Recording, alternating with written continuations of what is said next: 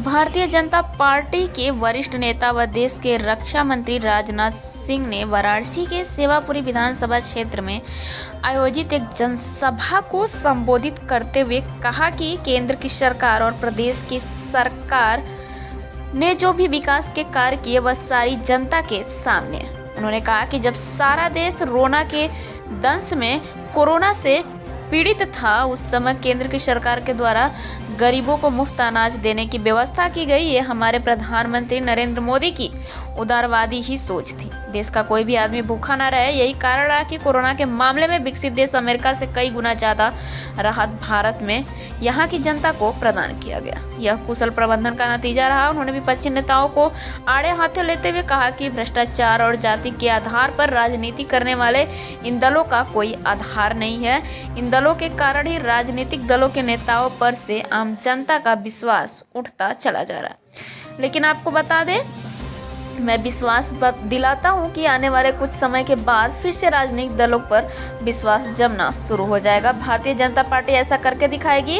उन्होंने विपक्षी दलों को आड़े हाथों लेते हुए गलवान घाटी में जब भारत और चीन की झड़प हुई थी, तब कांग्रेस सहित अन्य विपक्षी दलों के नेताओं ने कहा था कि भारतीय सैनिकों की ज्यादा क्षति हुई है।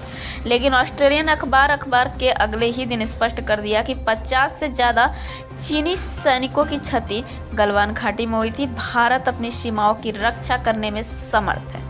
अब वह पहले का भारत नहीं है। इसी प्रकार से केंद्र में जब से मोदी की सरकार आई है, देश के साथ प्रदेश का भी परिदृश्य बदल गया है। राजनाथ सिंह सेवापुरी के भाजपा प्रत्याशी नील रतन पटेल के समर्थन में सभा को संबोधित कर रहे थे।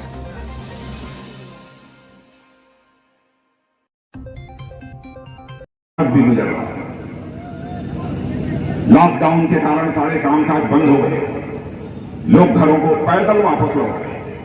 उस समय हमारे प्रधानमंत्री ने कहा कामकाज तो बंद हो गया, क्या होगा गरीबों को, कैसे इनका पेट भरेगा।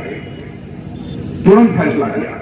हम लोगों की मीटिंग थी, उस मीटिंग में फैसला किया प्रधानमंत्री ने कि जब तक यह कोरोना का संकट समाप्त नहीं होता, जब तक सारे कामकाज फिर से शुरू नहीं हो जाते, लोगों को रोजगार नहीं मिल जाता, तब तक हर परिवार को महीने में 2 बार मुफ्त राशन मुहैया कराया जाएगा। और बहनों भाइयों, हर परिवार को मुफ्त राशन मुहैया कराने का काम हम लोग करेंगे।